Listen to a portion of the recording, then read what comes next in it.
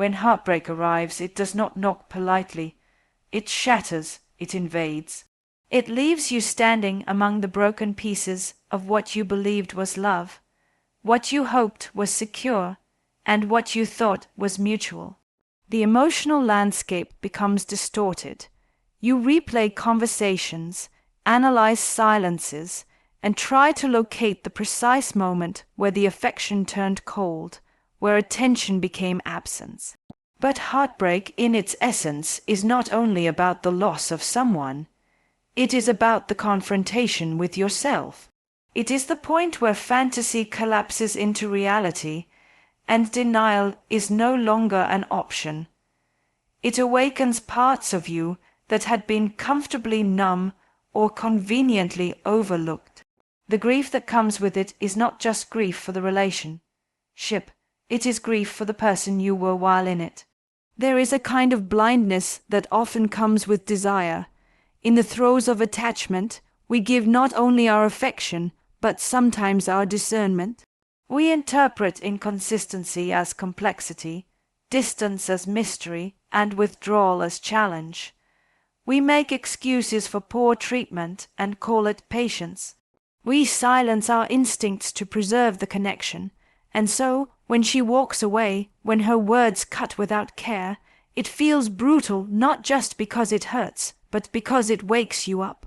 It forces you to see the truth you had been resisting, that love alone is not enough when respect is absent, when empathy is optional, when power eclipses vulnerability.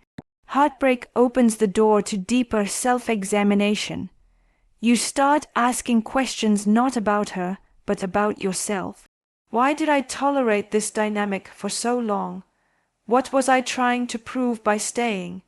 Was I hoping that my consistency would finally be enough to change her inconsistency? And slowly, you begin to understand that you were not only in love, you were performing a role. You were trying to earn emotional safety from someone who kept shifting the goalposts. The heartbreak, then, is not a loss in the traditional sense. It is a loss of illusion. It is the end of emotional gaslighting. It is the abrupt but necessary closure of a chapter you would have otherwise rewritten endlessly to keep her in the story. There is a rawness to this kind of emotional disruption, and yet that rawness is also a point of access to something deeper. It is where healing begins, not in forgetting her, not in numbing the pain, but in becoming more intimate with your own emotional landscape. You begin to observe your own patterns. You see how deeply you wanted to be chosen, not because she was extraordinary, but because your self-worth became entangled with her validation. And in the absence of that validation, you are now forced to disentangle who you are from how she responded to you. This moment of pain holds a mirror, and in it you begin to see your real task, not to win her back, not to seek revenge, but to reclaim the parts of you that were silenced, minimized, or overlooked while trying to be enough for someone else. Heartbreak is often treated as something shameful or weak, but in truth, it is one of the most powerful catalysts for emotional maturity. It interrupts the autopilot of emotional repetition.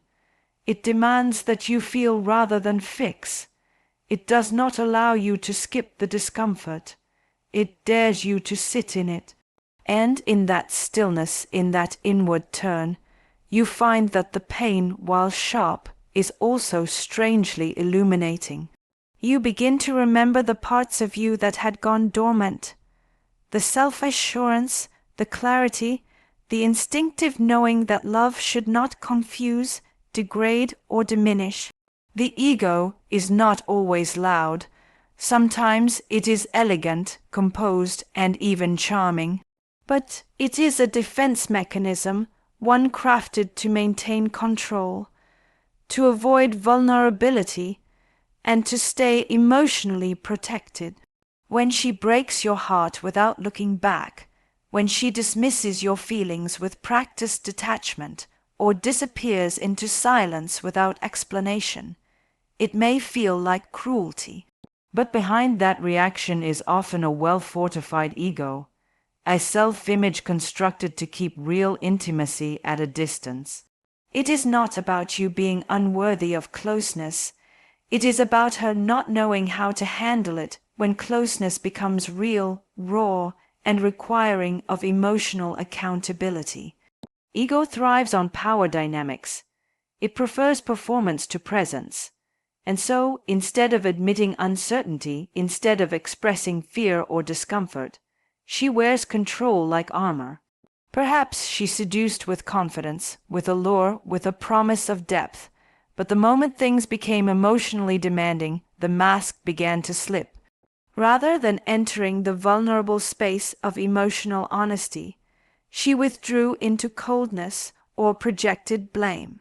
Because to her, intimacy is not a sanctuary, it's a threat.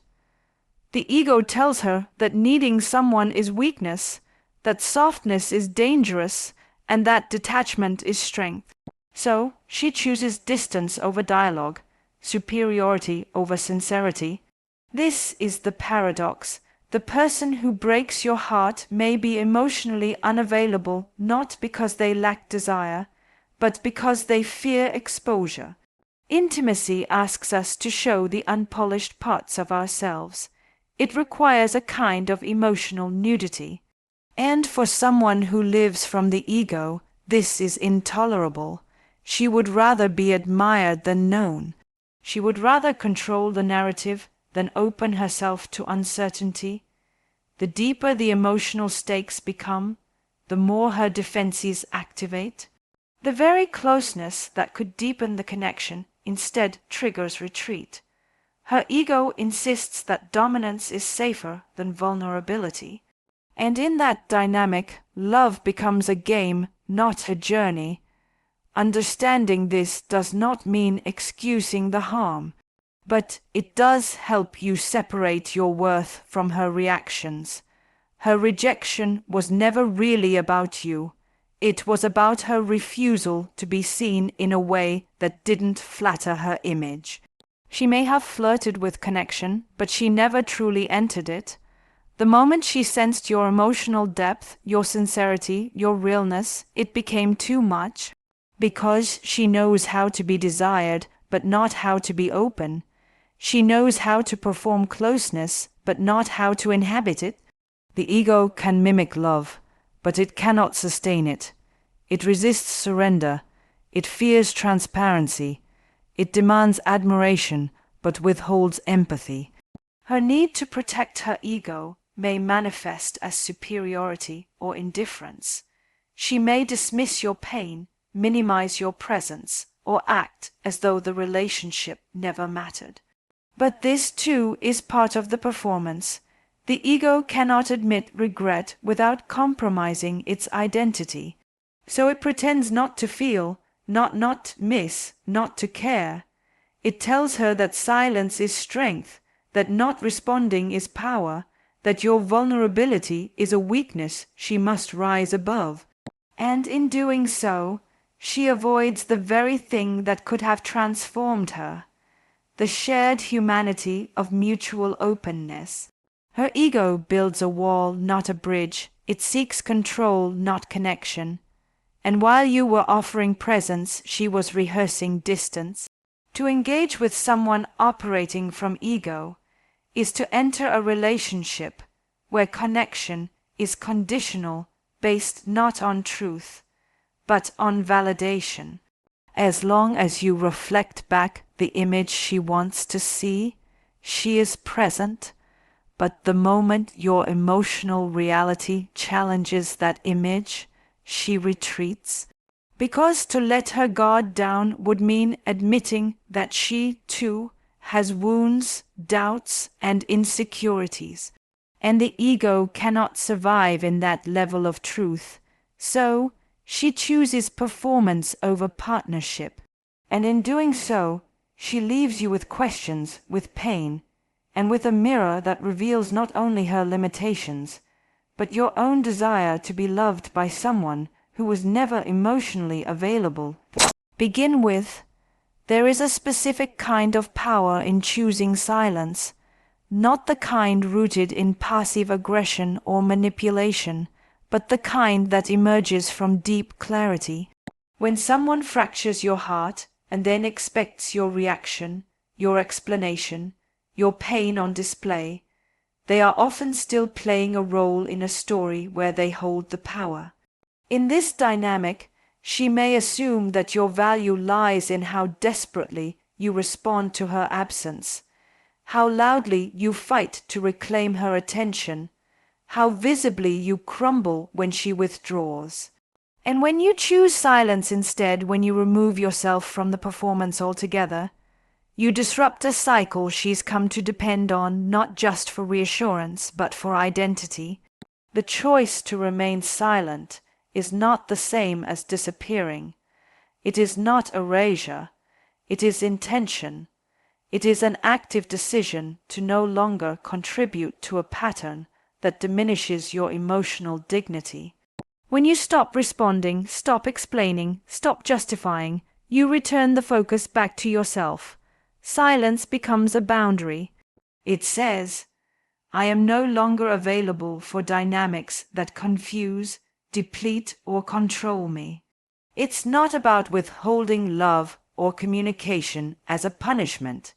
It's about recognizing that some conversations are no longer worth having when they only serve to protect her ego and destabilize your peace. She may interpret your silence as indifference.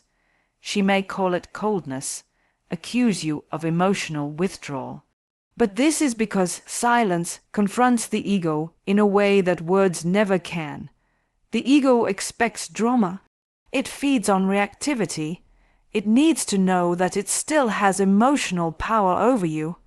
Even in conflict, attention is attention.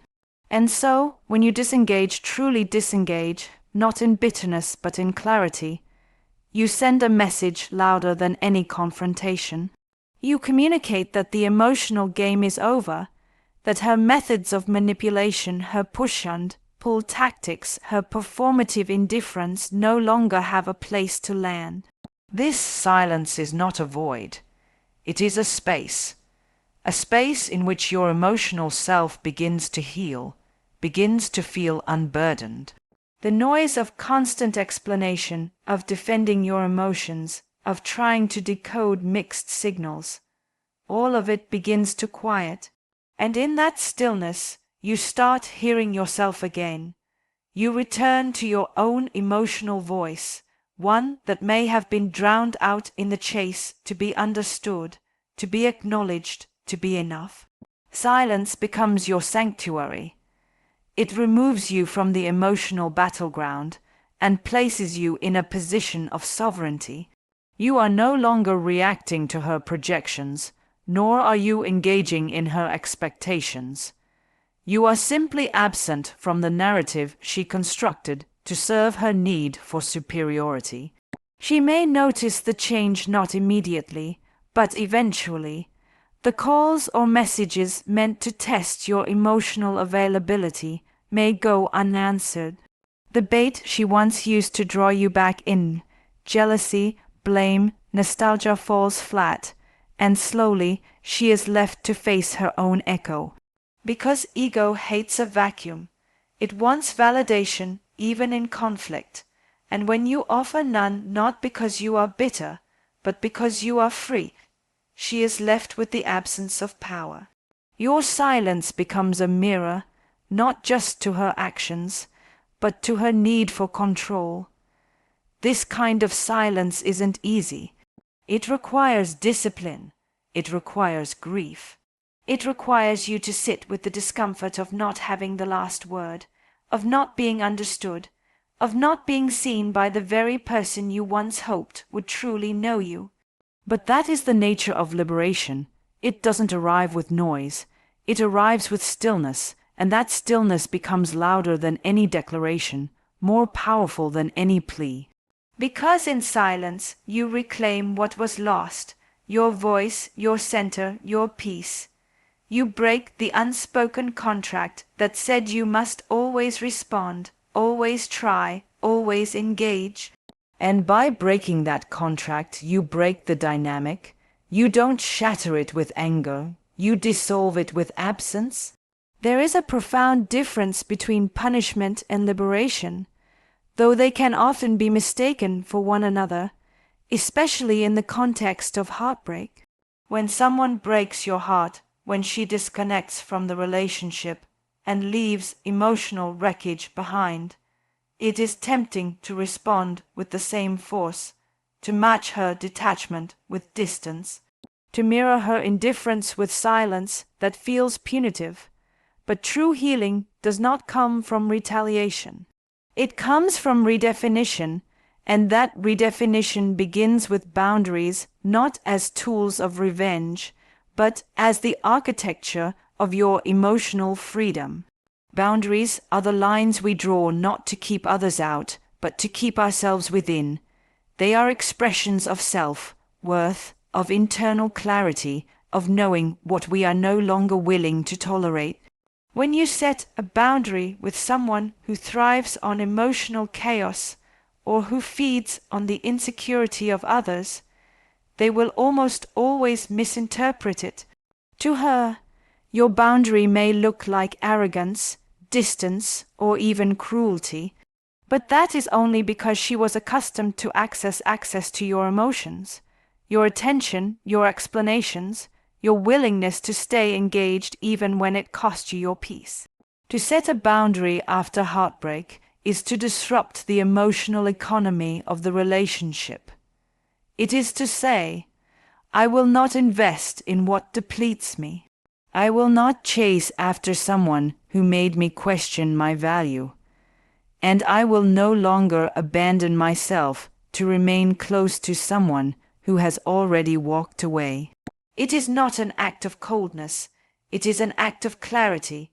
You are not removing her to punish her. You are removing yourself from the reach of harm. In doing so, you begin to restore a relationship with yourself that may have been eroded by the dynamics of the connection.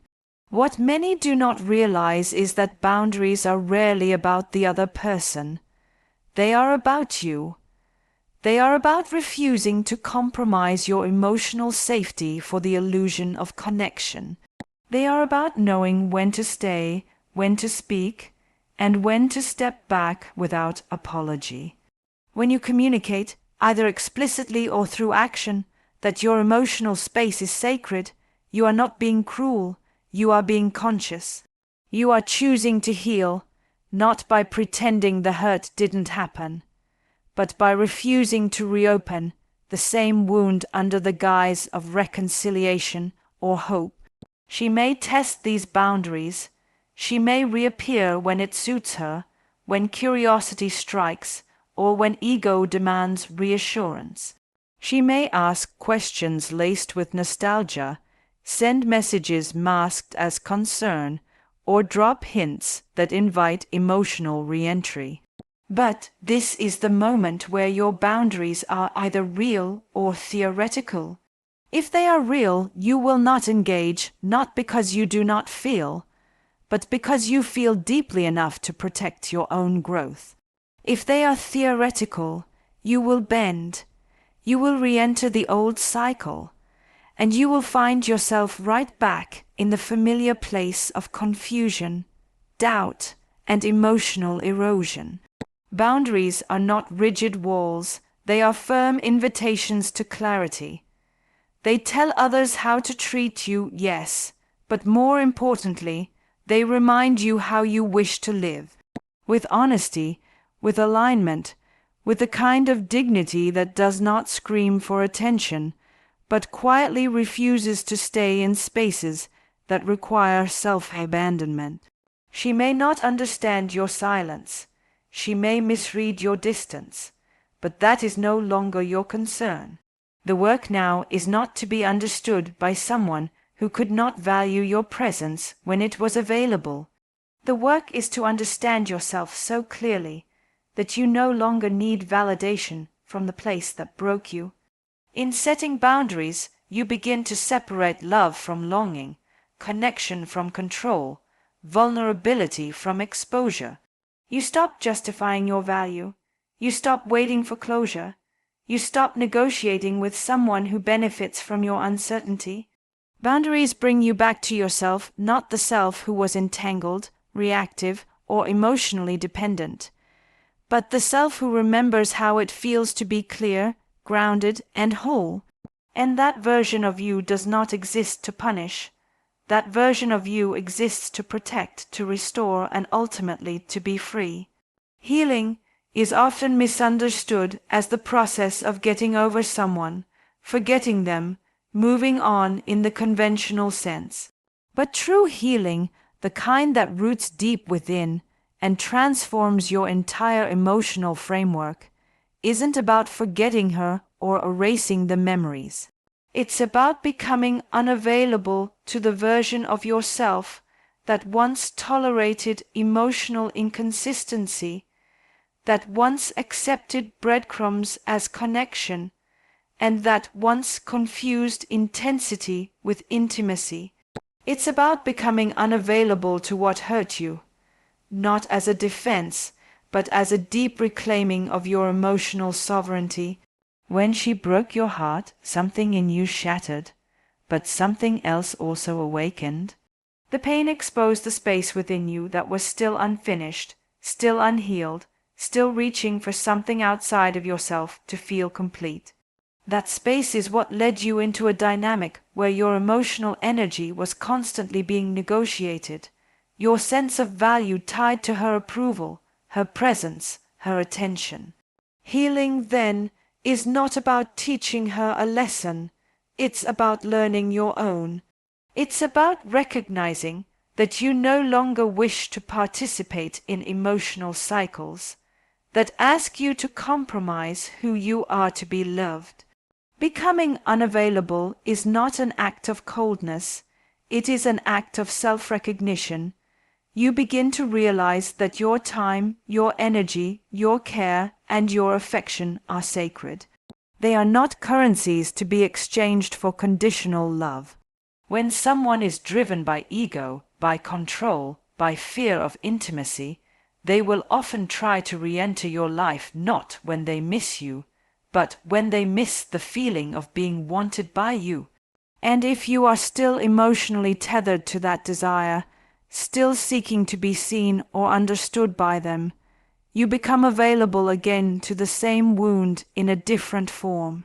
To become unavailable means you have stopped looking back with hope and started looking inward with presence. It means you no longer analyze her silences, her behaviors, or her mixed signals. You've stopped interpreting breadcrumbs as clues and started honoring your own inner knowing. The real healing shows up not when you feel nothing, but when you feel everything and no longer react. You no longer chase clarity from the person who created the confusion. You no longer seek softness from the one who hardened in your most vulnerable moments. You have chosen instead to create a life that does not require her participation to be meaningful. There may be moments when the past calls to you, through memory, through loneliness, through emotional residue that still clings to the corners of your mind. But the difference now is that you recognize it for what it is, a chapter that no longer aligns with who you are becoming. And in that recognition, you don't respond to the pull, you remain grounded in your growth. The relationship, or what was once perceived as connection, no longer holds the same weight. You have become unavailable not out of spite, but out of self-respect. When she notices this shift, if she ever does, it will be felt not through confrontation, but through absence. The absence of your emotional labor, the absence of your validation, the absence of your energy being used to soothe, to pursue, to explain. She will feel the difference when her usual methods of re-engagement fall flat, when the silence is not a tactic but a truth. You no longer fit into the narrative that made her feel powerful. You have outgrown the space that once held you hostage. You have become unavailable to manipulation, to inconsistency, to emotional unpredictability, not because you've hardened, but because you've softened into your own self-worth. Healing, at its core, is about recognizing what you no longer wish to carry forward. It's the moment you stop trying to fix something that was never yours to repair. It's the realization that your peace, your presence, your emotional clarity matter more than any temporary satisfaction that comes from being desired by someone who couldn't hold your heart with care. You no longer audition for love. You no longer negotiate your needs. You no longer prove your worth through suffering. You simply step out of the pattern gently and completely. You become unavailable to what hurt you, not in theory, but in action, in energy, in truth. When love dissolves and leaves behind silence, confusion, and heartbreak, it is easy to get pulled into the loop of needing answers, seeking revenge, or trying to prove your worth to someone who mishandled it. But real healing does not come from confronting the other. It comes from confronting yourself. It is not about punishing her, breaking her ego, or making her feel the pain she caused. It is about recognizing where your power begins and where it was given away. The person who broke your heart may have acted from ego, fear, or control. But your journey is not about deciphering her behavior. It is about asking yourself why you stayed, what you needed, and what you are no longer willing to accept. Heartbreak is painful, yes, but it is also a profound awakening. It is an opportunity to stop repeating patterns that kept you small, emotionally dependent, or confused. It calls you into the depth of your own clarity. When you stop engaging in power struggles, when you choose silence not as a weapon but as a boundary, when you walk away not out of spite but out of self-respect, you reclaim your emotional territory. You no longer chase what harms you. You stop making excuses for mistreatment and instead start building an identity rooted in inner truth, not external validation. This script is not a call to destroy her ego.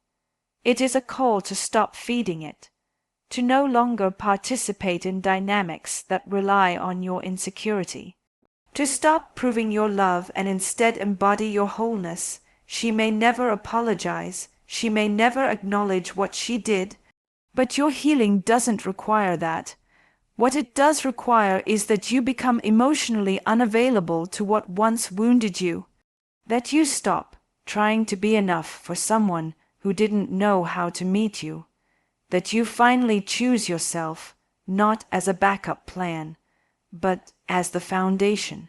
This is the work, not to win, but to rise, not to explain, but to outgrow, not to retaliate, but to remember who you were before you were made to doubt your worth. And from that place, quiet, strong, grounded, you begin again,